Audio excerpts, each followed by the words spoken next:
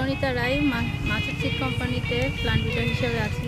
এখন আমরা করলা ফিল্ডে অবস্থান করছি। এখানে সেলফিংয়ের কাজ হচ্ছে, মানে অর্থাৎ হচ্ছে যে গাছের পুরুষ ফুল ওই গাছেরই মহিলা ফুল দিয়ে, যেটা হচ্ছে আমরা এখানে দেখতে পাচ্ছি এটা পুরুষ ফুল, আর এখানে হচ্ছে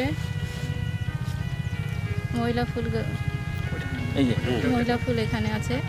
তো এই পুরুষ ফুলটা দিয়েই আমরা এই মহিলা ফুলটাকে ক্রস করাচ্ছি এখানে। প্রণীতা রায় যে কথাগুলো সুন্দর করে বললেন, এটা আমাদের একটা বেসিক উদ্দেশ্য আছে যে আমরা যখন হাজারো করলা বিভিন্ন দেশ এবং জায়গা থেকে কালেকশন করি, তখন এটা ইউনিফর্ম থাকে না।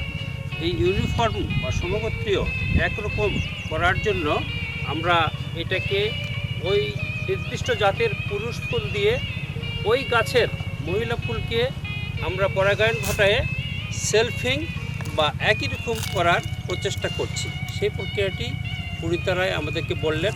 এর মাধ্যমে যখন আমরা একটা করলার এক্সেশন একই রকম দেখব, তখন এটাকে বাপ অথবা মা হিসাবে আমরা ধরে নেব এবং পরবর্তীতে আমরা হাইব্রিড উৎপাদনের ক্ষেত্রে ব্যবহার করব। ধন্যবাদ আপনাকে।